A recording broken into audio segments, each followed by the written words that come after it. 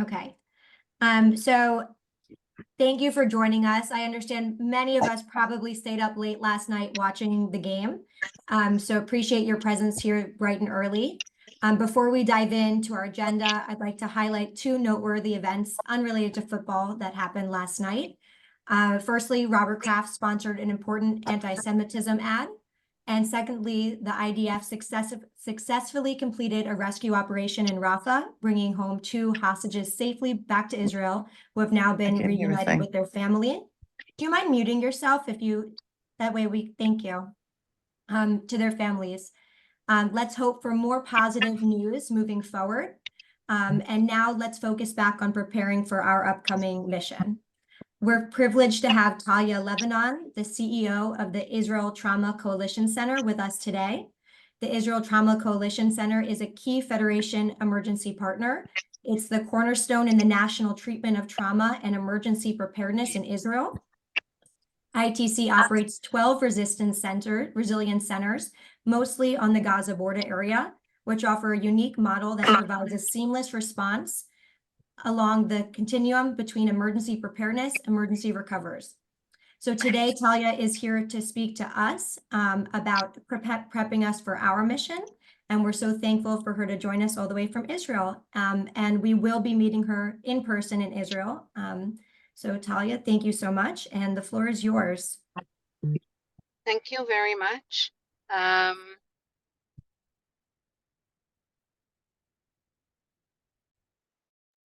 Talia, you muted yourself for some reason. Okay. No? Can you hear me? Yes. Okay. So you will meet a very different Israel when you come. I'm sure I'm speaking from my own feelings, but also professionally in saying that Israel is a very sad country, dealing with a lot of challenges and a lot of exposure. And when Inbal just shared the wonderful news of the 2 hostages, we need also to mention the 2 fallen soldiers. And this is how life in Israel is now. Everybody is very tuned into whatever is happening, very high exposure to the news and to the war that's going on, a lot of uncertainty that is happening, and people are different in many ways. I don't know your itinerary, but I'm sure you will meet people who were in the Gaza envelope on the 7th of October and have been exposed, and you will meet properly professionals who were providing care to these people.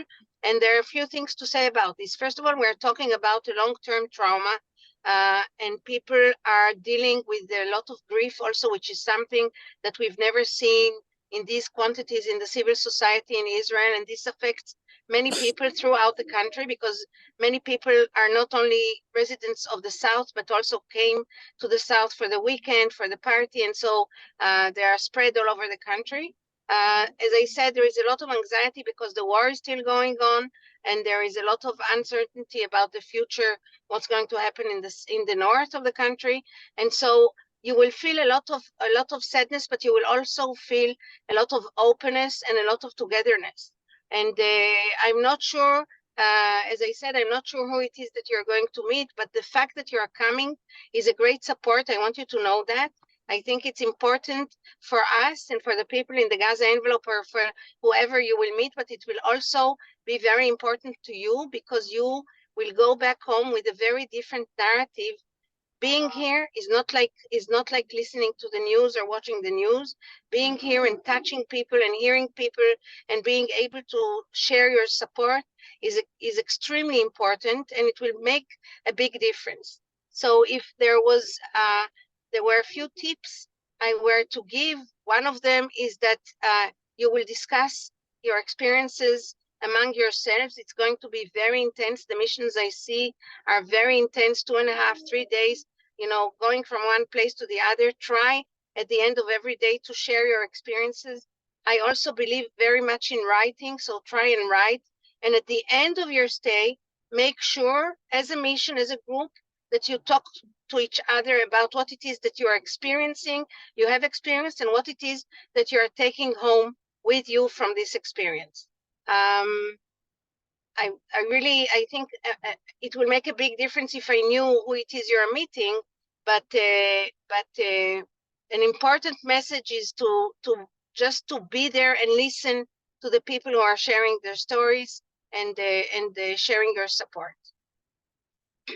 I don't know if you have any specific questions, but I'm here. Yes. Meeting with survivors. Sorry, of I the- can't hear you. Can you hear me? No. Just a second.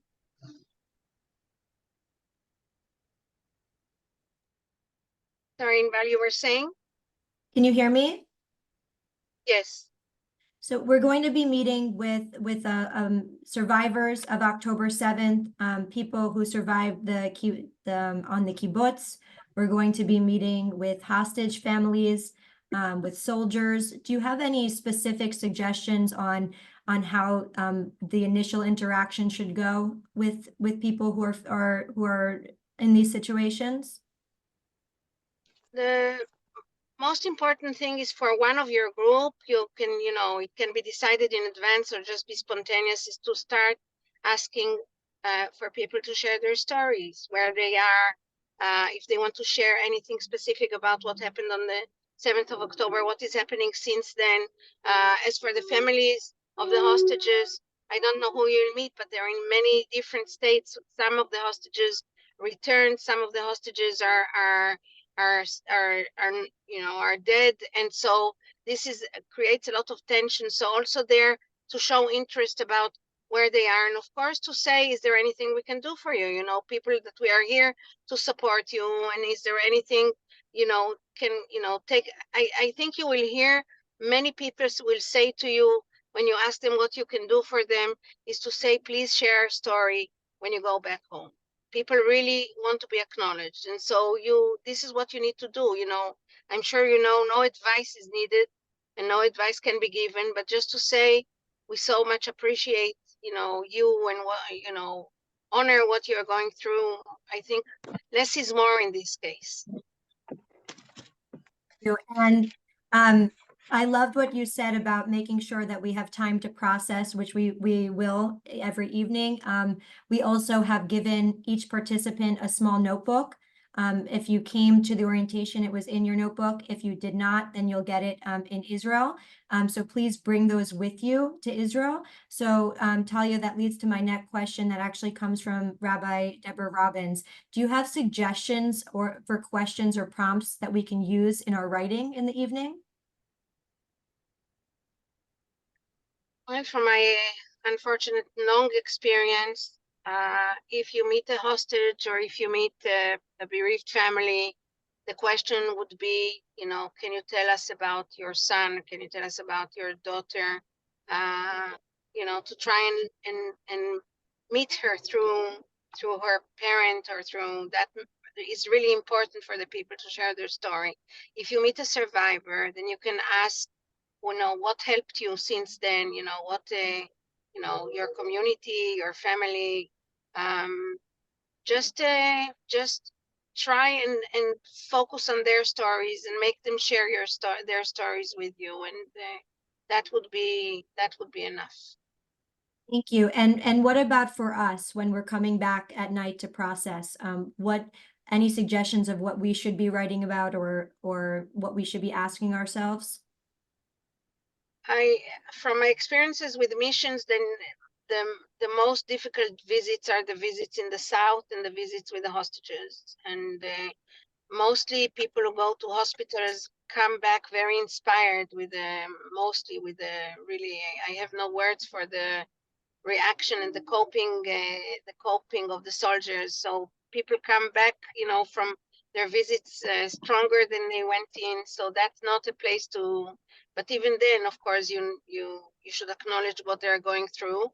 The hostages and the bereaved families and the survivors, you should just, share even one thing that I'm taking away from this day, or a strength that I found found during the day. In one of my, I remember one day when I was very, very down, I got a lot of support, strength by just listening to one of the mothers of the hostages speaking about having to go on and, the need to fight and so on. So there's a lot of strength to receive from these people, but they need your strength as well.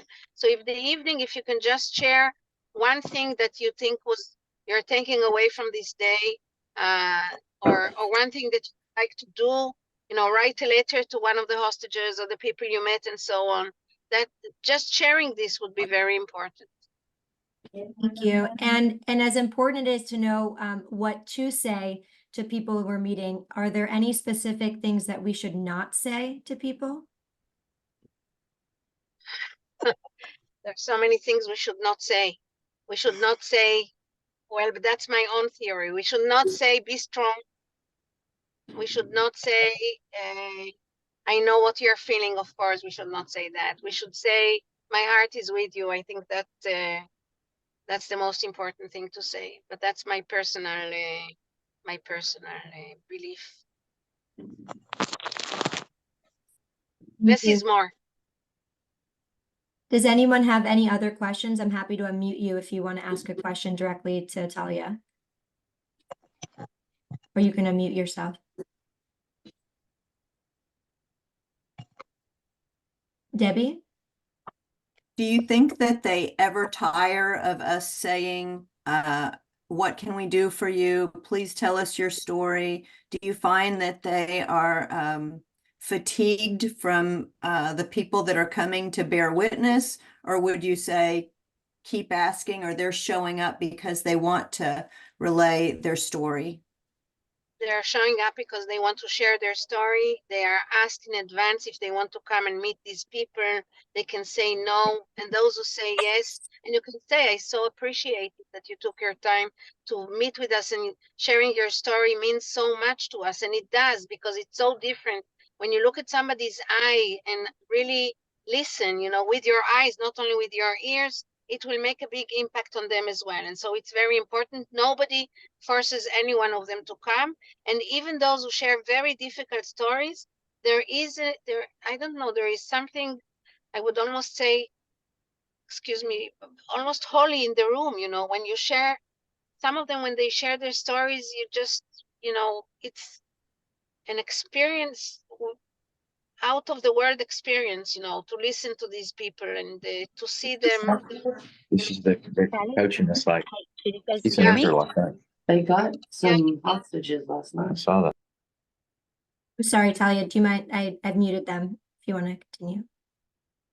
No, I'm saying it's so, what they're sharing is almost holy, and their ability to share it is almost holy, and their willingness to share it is the courageous, but it's also their need. They need to share their stories. They need for people to learn how their son was a musician, or their daughter was, I don't know, a wonderful teacher. They need to share these stories, and for you to listen to these stories is an amazing connection.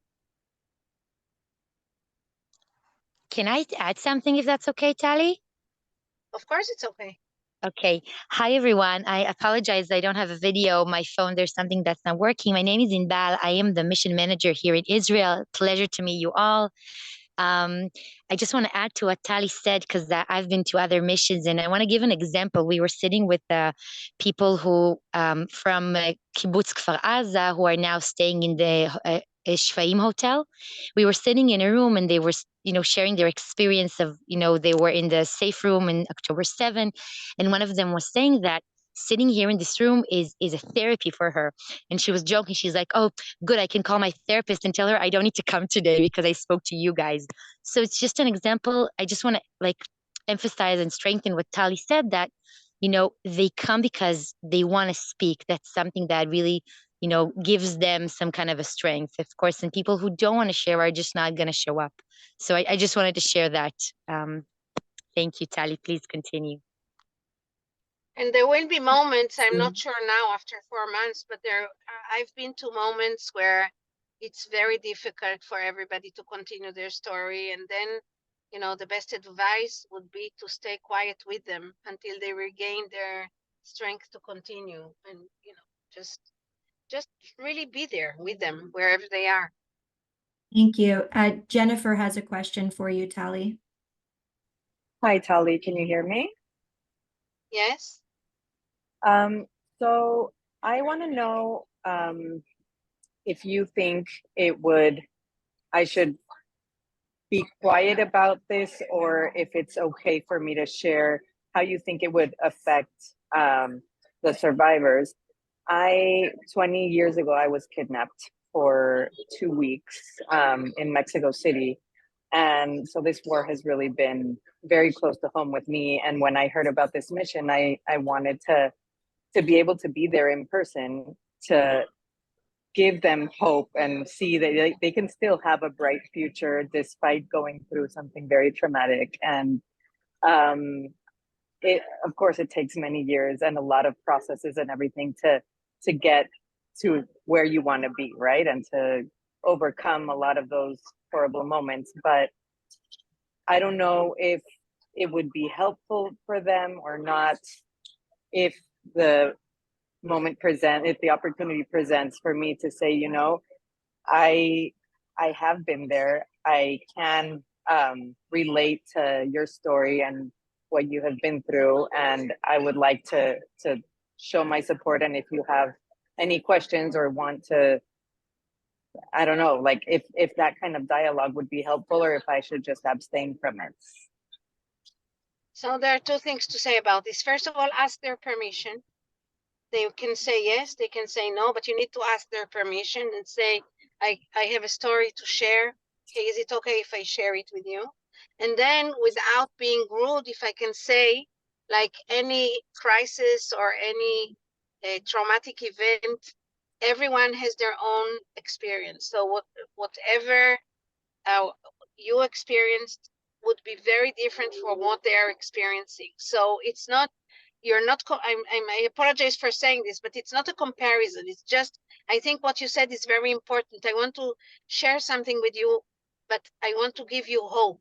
And that's the most you can do, because I don't think any of us can understand what they're going through. I mean, it's just a very, very difficult situation. And so if you want to say, I have a story to share, is it okay if I share it with you? And then you look at them if they're receptive, you know, or if they, Yeah. It's on the spot decision. It's not something you can prepare. Okay. But it's courageous of you also to want to give them this. So I appreciate. Thank you. Charles? Hi, thank you for talking with us. Would it be appropriate to ask their thoughts on moving back to the Gaza envelope? Again, it depends on the moment and the feeling in the room.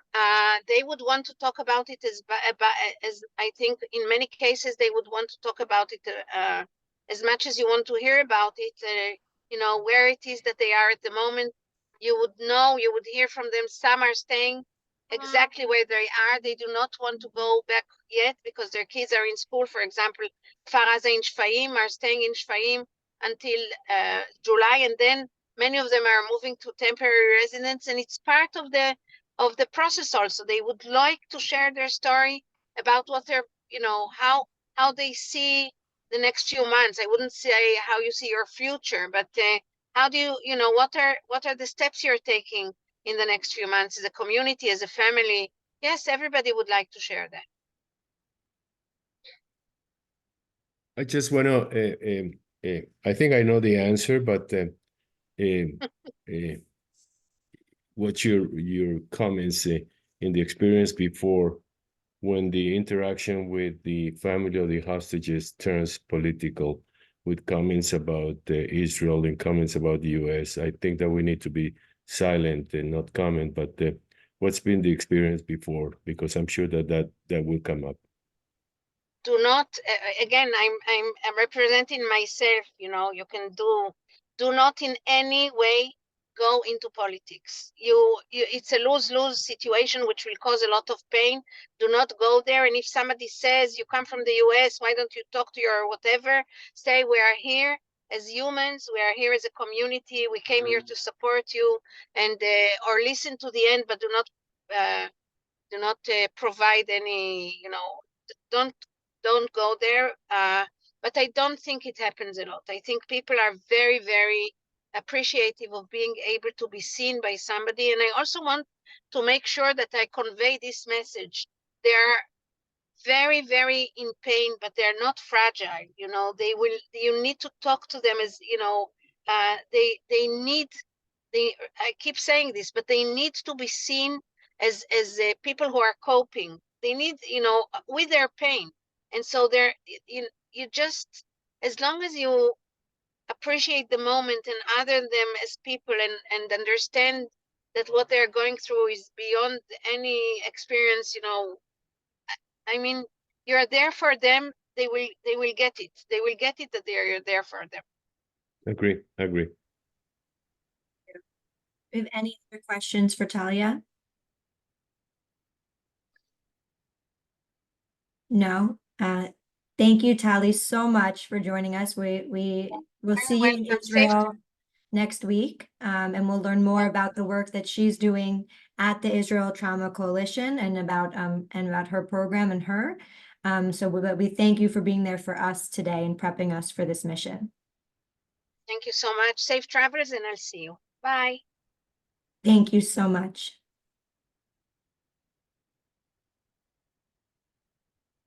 All right. Well, we're so lucky that we had that. We had her to join us. And I know a lot of us are traveling this week, some of us this weekend. So I wish you all a safe travel. Please bring with you your notebooks and all the other goodies. And we will meet you in Israel. A quick thing I want to mention, it was asked of us if you could have an early check-in at your hotel. We did learn that the hotels are not doing early check-ins officially. You are welcome to go and try to check in, and if your room is available, they will let you in, but we cannot formally request an early check-in. However, we will meet at the lobby. We'll meet at the lobbies of the hotel at 3 o'clock, where you'll get your room keys, and then you'll have about an hour to go and change and fresh before we head over to the program of the Kotel. So any other questions about that, please feel free. Thanks, Debbie. Please feel free to reach out to me. And we have our WhatsApp group now, so we'll be communicating from now up until we get to Israel. And if I don't see or hear from you, have a safe flight, and we'll see you at 3 o'clock in Jerusalem on Monday. Thank you.